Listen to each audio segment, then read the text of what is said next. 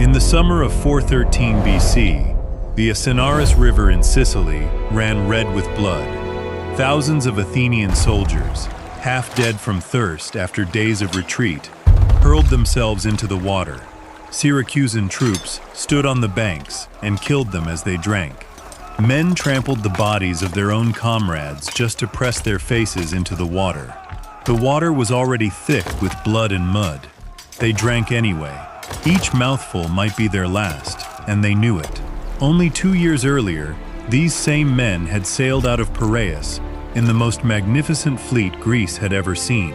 134 warships, thousands of elite troops, an entire city cheering them on. Athens believed it would conquer Sicily in a single summer. Instead, almost the entire army was wiped out. Some died in battle, some died in that river. The rest were thrown into stone quarries to rot. How did one decision destroy the most powerful state in the Greek world? The historian Thucydides, who lived through it, called it the greatest action in Greek history and the most calamitous of any. That is the subject of today's video. To understand this disaster, forget the golden Athens of the textbooks. Look at the city as it actually was in 415 BC. For 10 years, Athens and Sparta had torn at each other in the Peloponnesian War. The countryside of Attica lay empty. Farmers had been herded behind the city walls while the Spartans burned their fields every summer. Refugees packed every alley and temple courtyard. And in those crowded, filthy conditions, something worse than Sparta arrived. A plague swept through the city and killed nearly a third of the population. Bodies piled up in the streets. Temples filled with the dying, and among the dead was Pericles himself, the greatest statesman Athens ever produced, the one man whose steady hand might have held the city back from what it was about to do. In 421 BC, both exhausted sides signed the Peace of Nicias, but it was not real peace. It was two boxers too tired to lift their arms. Sparta and Athens kept needling each other through proxy fights across the Peloponnese. Never quite at war, never quite at peace. A generation of young Athenians had grown up knowing nothing but conflict, and they were restless. They had not fought at Marathon. They had not seen the plague at its worst. They had only heard the stories of Athenian glory, and they wanted glory of their own. And in that uneasy silence, a temptation appeared far across the sea. Sicily was the frontier of the Greek imagination. Distant, impossibly fertile, dotted with rich Greek colonial cities grown fat on grain exports. Its largest city, Syracuse, was rumored to rival Athens itself in size and wealth. Most Athenians, Thucydides tells us bluntly, had no real idea how large the island was or how many people lived there. They did not know they were proposing to fight a war nearly as big as the one against Sparta. So when a small city called Segesta begged Athens for help against its neighbor Selinus, an ally of Syracuse, the assembly pounced. Segesta even promised to pay for the whole campaign, claiming vast temple treasures. Athenian envoys were sent to confirm it. They were shown gold and silver vessels at lavish banquets, and came home convinced Segesta was rich. It was a con. The same treasures were being paraded from house to house, from banquet to banquet. The same cups shown to the same envoys, again and again. But nobody in Athens cared to look closely. They cared about the island lying just beyond Segesta, ripe for the taking. The debate that followed was one of the most fateful in Greek history. It came down to two men who could not have been more different. Nicias was everything the war-weary aristocracy respected. Wealthy, cautious, deeply religious, a general who won by avoiding unnecessary risks. He stood before the assembly and delivered a warning that reads, "Today like prophecy. Sicily was too vast to conquer and hold from so far away. Even if they won, how would they keep it?"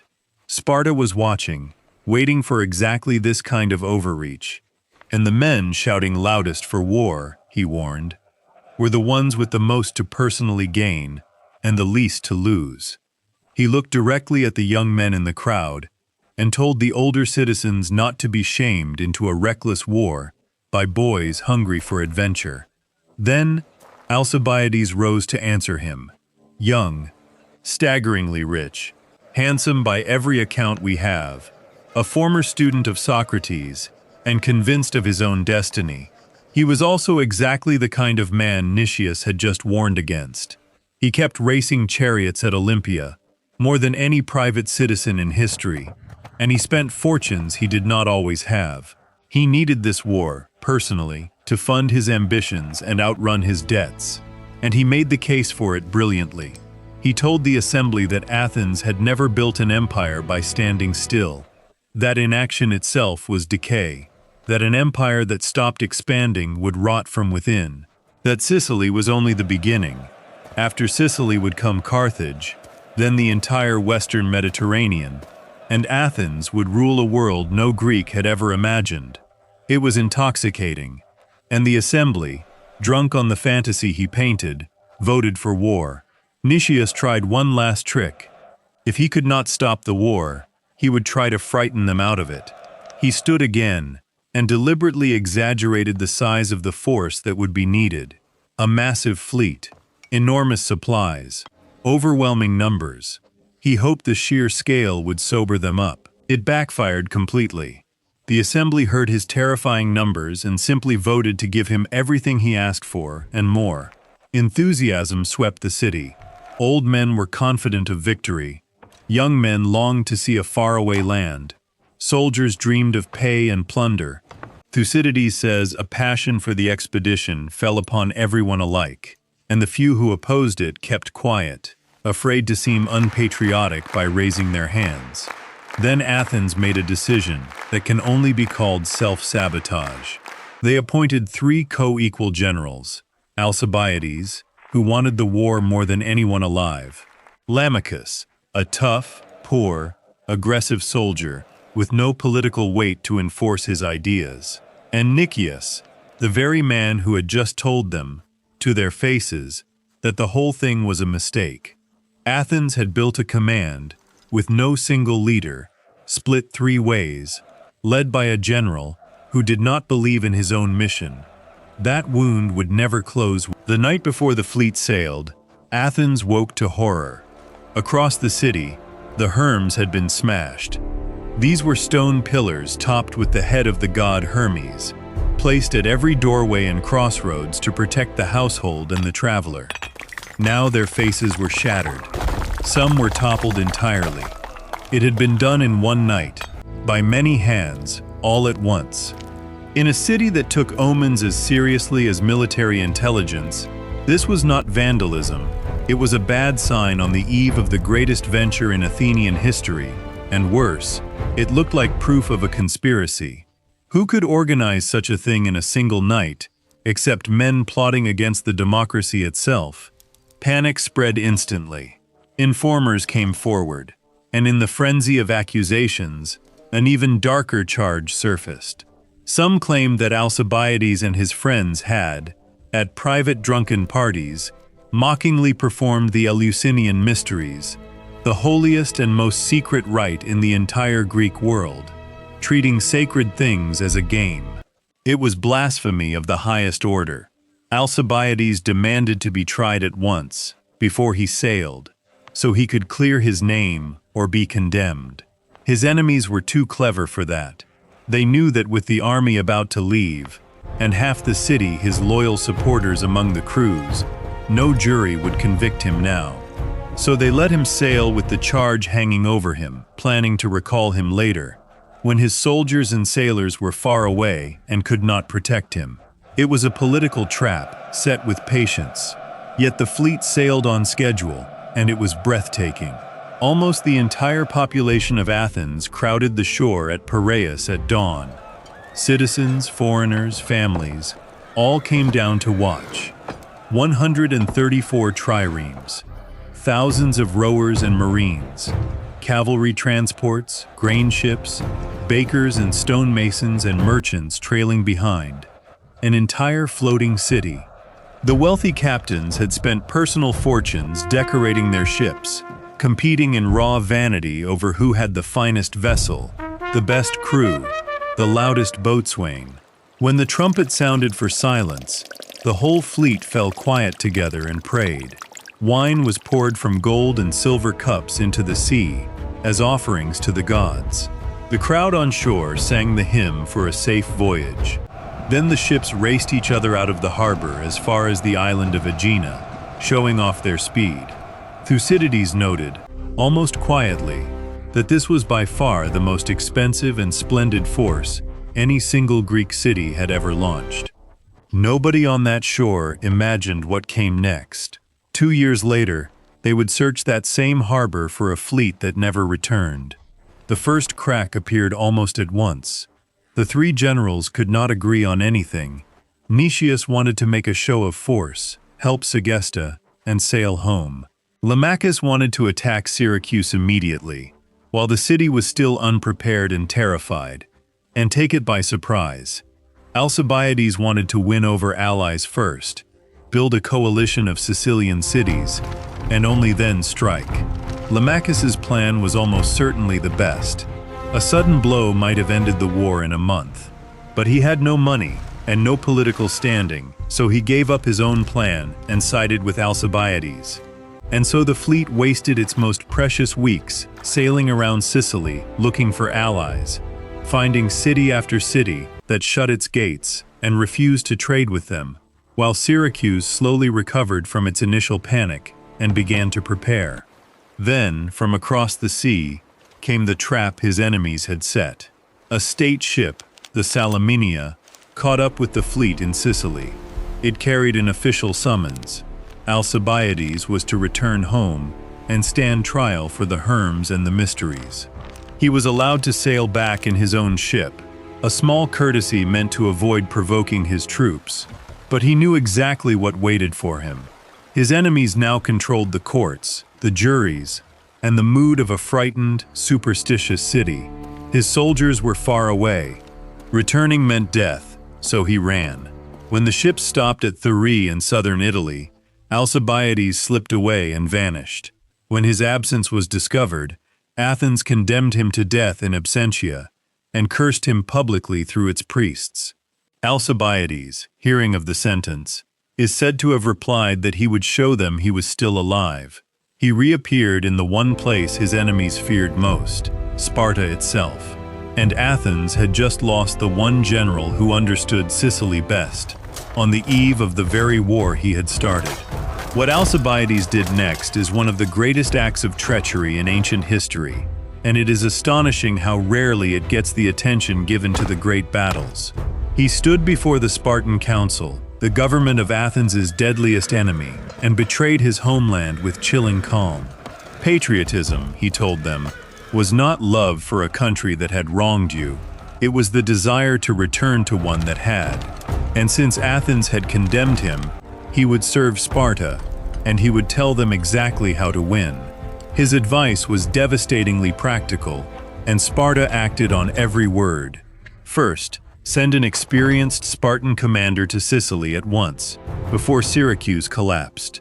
Even one good officer, he said, would be worth an army, because he would stiffen the will of the Syracusans to resist. Second, and far worse for Athens in the long run, stop the old strategy of brief seasonal raids into Attica. Instead, seize and permanently fortify a place called Decilia, deep inside Athenian territory, close enough to the city that Athenian farmers would never again have a safe day in their fields, and Athens would be strangled slowly from its own backyard. Sparta adopted both. The Decilia plan would eventually cost Athens the labor of the countryside, 20,000 slaves who would desert to the enemy, and the constant terror of a fortress in sight of its own walls. But the immediate result was smaller and sharper. A single officer was sent to Sicily. His name was Gylippus. He took only a handful of ships and no great army. He was, on paper, almost nothing. He would prove to be the man who broke Athens. While Alcibiades dismantled his own homeland from a Spartan council chamber, the campaign in Sicily finally turned serious.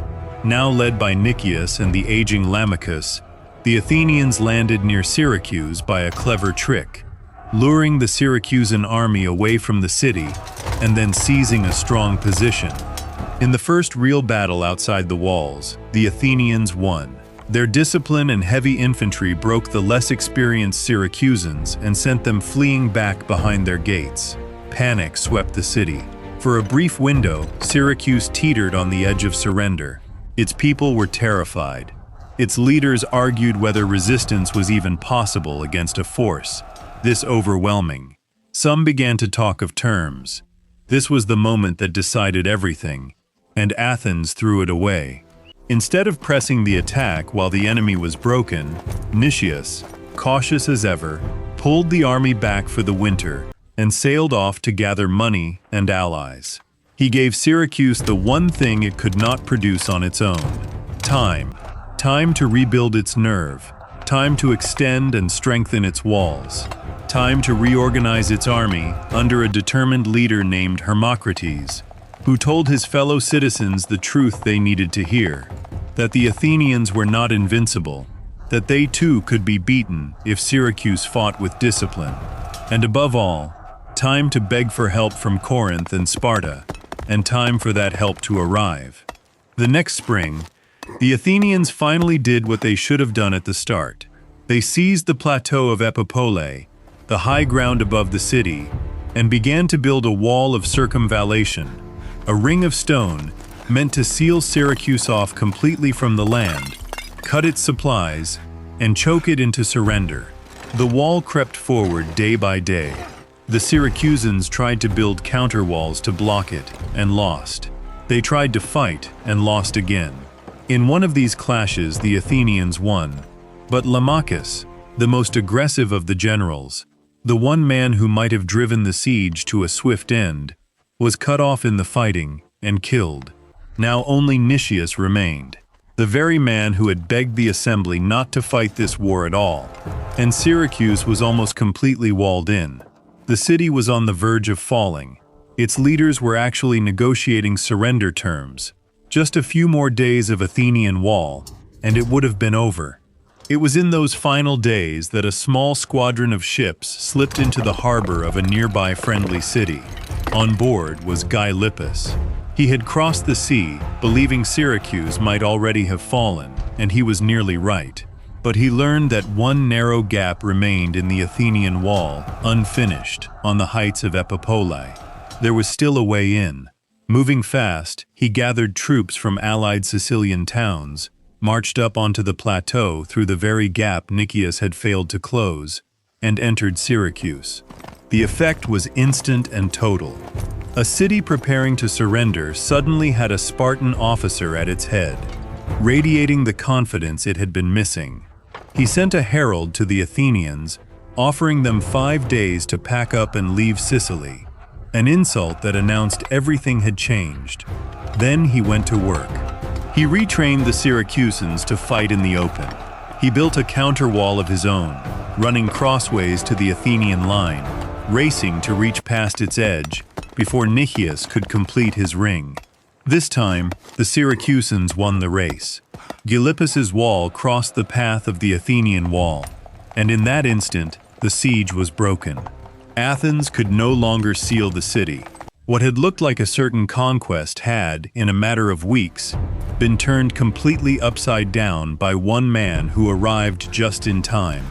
Nicias, sick with a kidney disease and increasingly hopeless, made a fateful decision. He fortified a headland called Plemmyrium at the mouth of the harbor to protect his fleet. But the position had no fresh water and no easy supplies, and his sailors, forced to forage far afield, began to die and desert. His ships rotted at anchor with no chance to dry out or repair. Meanwhile, the Syracusans grew bolder by the day. Nicias wrote a long, despairing letter to Athens. He described everything: the siege reversed, his fleet decaying, his men deserting, his own illness. He asked to be relieved of command, and he told the assembly the brutal truth. They must either recall the entire army now, or send a second force, just as large as the first. There was no middle path. Athens read the letter, and it did the most Athenian thing possible. It refused to quit. Rather than admit the venture had failed and bring its men home, the assembly voted to send a second armada, nearly as large as the first, under two new generals. One of them was Demosthenes, one of the finest and boldest commanders Athens possessed. The city poured what remained of its strength into Sicily, gambling everything on one more throw. But before that help could arrive, disaster struck the fleet at home in Sicily. The Syracusans, now confident, attacked by land and sea at once, and stormed the forts at Plemmyrium. They captured Athenian supplies, ship equipment, and treasure, and worst of all, they proved that Athenian ships could be beaten on the water. The myth of Athenian naval supremacy, unbroken since Salamis, had cracked, and crews all over Sicily began to hear that the invincible Athenian navy was invincible no longer. Demosthenes arrived in the harbor of Syracuse in high summer, with a fresh fleet and thousands of new troops, and the sight of it briefly terrified the Syracusans all over again. But Demosthenes saw clearly what Nicias could not. Time was almost gone. The army was sitting in a marshy, malarial camp, and men were falling sick. He understood that the whole campaign now hung on one thing: retaking the heights of Epipolae, the ground that controlled everything. If he could seize the counterwall Gylippus had built and take the plateau, the siege could be restored, and the city choked after all. If not, there was no reason to stay. He decided on a stroke as bold as it was dangerous. A night assault. Under a full moon, he led a large force up onto the plateau in darkness, hoping surprise would do what daylight attacks could not. And at first, it worked. The Athenians overran an outer fort, broke through, and drove the defenders before them. Then it fell apart, in the dark, across broken, unfamiliar ground now crowded with thousands of men from a dozen different cities. All cohesion dissolved. Units lost each other. Fresh Athenian troops charging forward collided with their own men falling back. In the moonlight, nobody could tell friend from foe. The password, shouted to identify allies, was soon known to the enemy, or drowned out entirely in the chaos. Men from allied cities sang their war paeans, and the sound only spread more terror, because the Athenians could not tell which paeans were theirs. Soldiers began killing soldiers on their own side. Men fled, ran off the edges of cliffs they could not see in the dark, and died on the rocks below.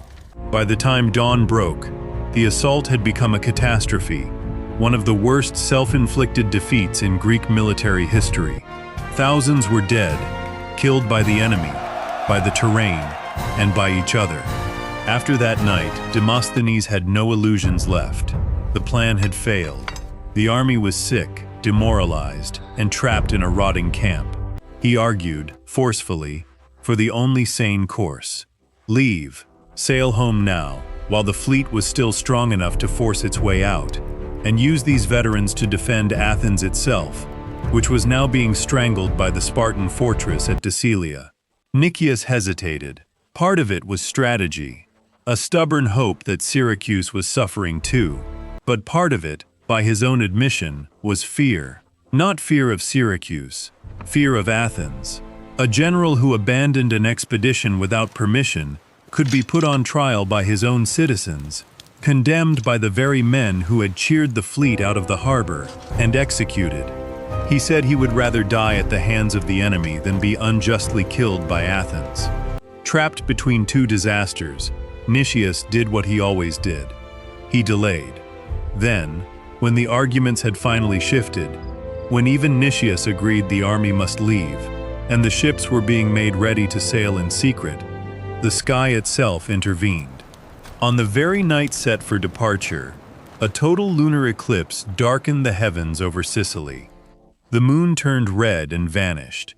For an army already broken in spirit, and for a commander as sincerely, deeply religious as Nicias, this was no small thing.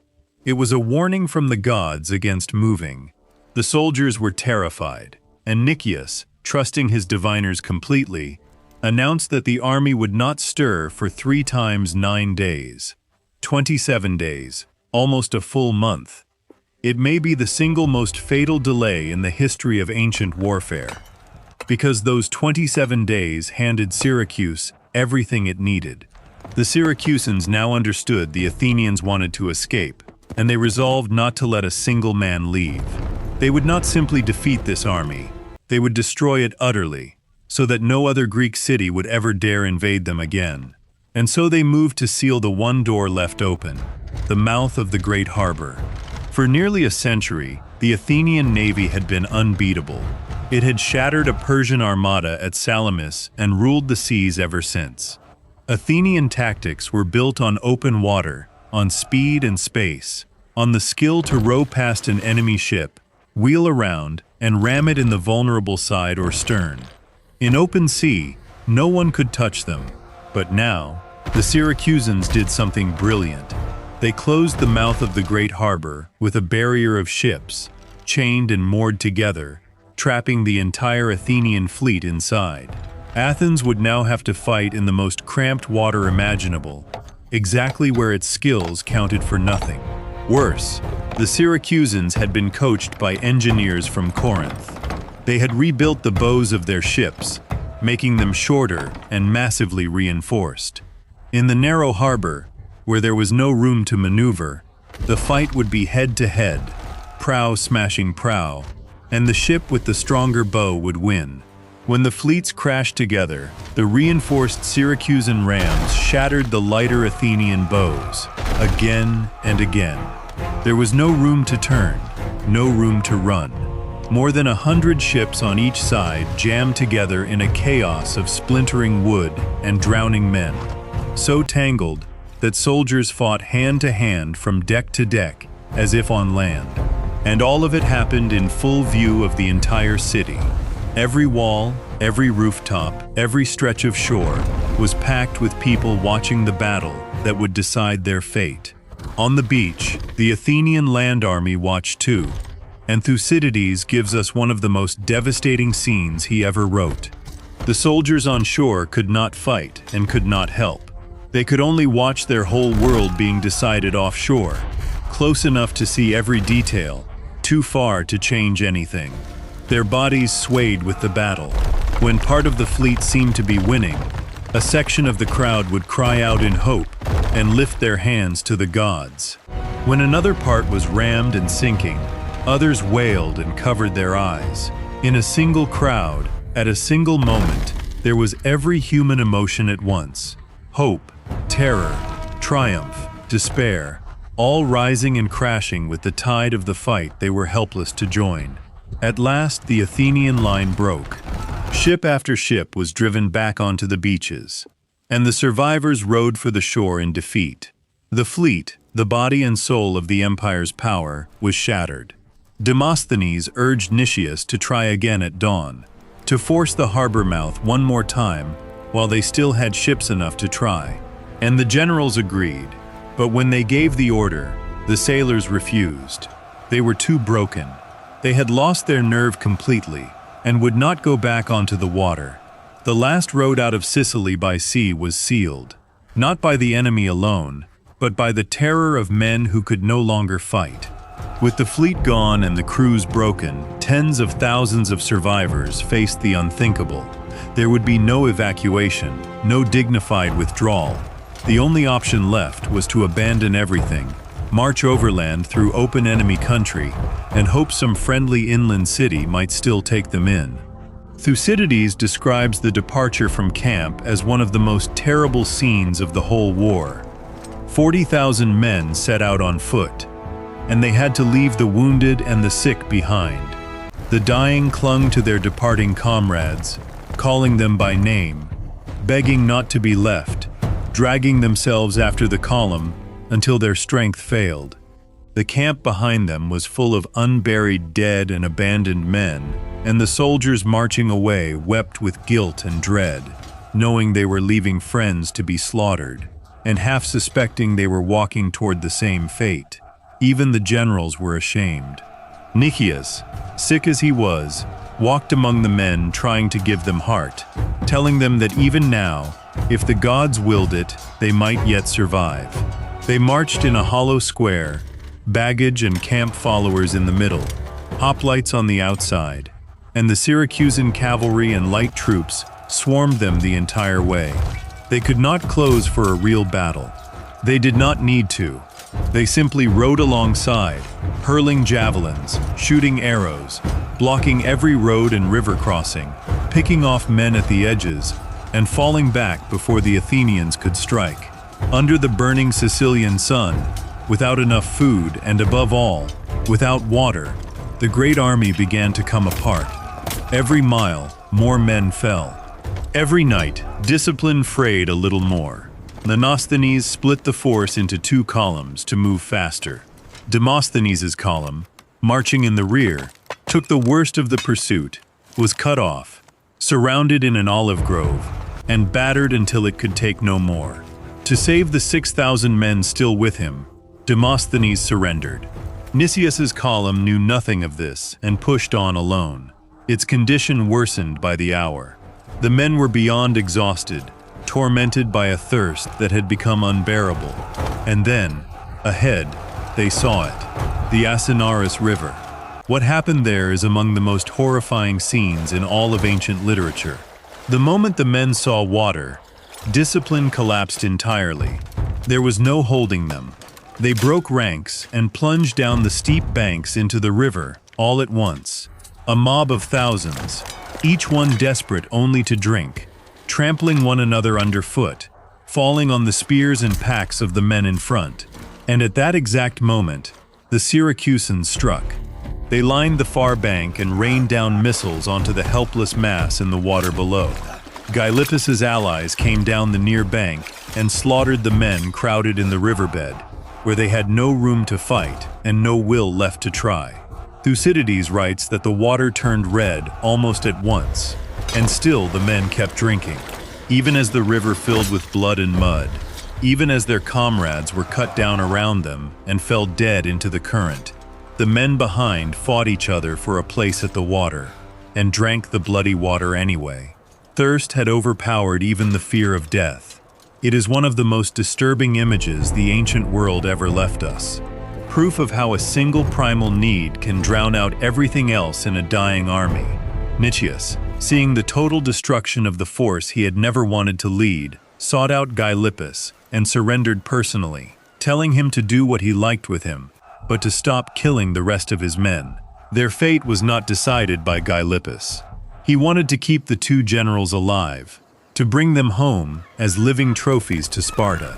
It was decided by the people of Syracuse, and after 2 years of siege, fear, and loss, they wanted something far more immediate than diplomacy. Nicias and Demosthenes were both executed, despite Gylippus's objections. The general who had opposed the war from the beginning died as its final victim. For the survivors, the punishment was worse than a clean death. Around 7,000 prisoners were herded into the Latomia stone quarries. Deep pits, dug out of the rock to build the city, now turned into an open-air prison. There was no roof over them, no shelter from the burning sun by day or the cold that came at night. They were crammed together in a narrow space, packed so tightly the living stood among the dying. Each man was given, for 8 months, about half a pint of water and a pint of grain a day, nowhere near enough to live. Men died of wounds, of exposure, of hunger, of disease. And the dead were left exactly where they fell, rotting among the living, until the stench and the sickness were unbearable, and the pit became a single mass of suffering. And yet, one strange, human detail survived from that horror. The Sicilian Greeks loved the tragedies of Euripides above all other poets, and according to the story, prisoners who could recite passages of Euripides from memory were sometimes given food and water, and a few were even set free, purely for the joy their recitations brought their captors. In the deepest pit of Athens's ruin, a few men were saved by nothing more than the beauty of their city's own poetry. After some months, those who had not died were sold into slavery, and many were branded on the forehead with the mark of a horse, the emblem of Syracuse, a permanent scar of defeat carried into a life of bondage. Of the more than 40,000 men Athens had committed to Sicily, only a scattered handful ever made it home, most of them men who had slipped away in the chaos and found their way back with word of the catastrophe. When the news finally reached Athens, the city refused to believe it. The story goes that a stranger, a barber's customer, first brought word to the port, and no one would credit it. The reports had to be rumors, they insisted. Then the survivors began to trickle in, and the truth could no longer be denied. Almost no household in Athens escaped the grief. A father, a son, a brother, and the city turned in fury on the very orators who had urged the war, and on the diviners who had promised the gods were on their side, as if the citizens had not voted for it all themselves. But Athens was not Rome. When Rome lost 50,000 men at Cannae, it found the will to raise army after army and grind its enemy down over 14 years. Athens had no such reserves left. Its fleet, the foundation of both its military power and its imperial income, was gone at the bottom of a Sicilian harbor. Its treasury was drained, and the Spartan fortress at Decelia, exactly as Alcibiades had promised, kept strangling the countryside without pause, year after year, driving 20,000 slaves to desert and cutting the city off from its own land. Across the Aegean, Athens's subject allies watched the aura of invincibility shatter, and one after another they revolted or defected to Sparta. Persia, sensing weakness, opened its treasury to fund a Spartan fleet. The war dragged on for almost another decade, but Athens never again fought from real strength. In 404 BC, 9 years after Sicily, the city that had once led all Greece against Persia surrendered unconditionally. Its long walls, the very symbol of its security, were torn down to the sound of flute girls, while its enemies celebrated and believed that day was the beginning of freedom for Greece. The golden age of Athens was over. Look at the whole chain.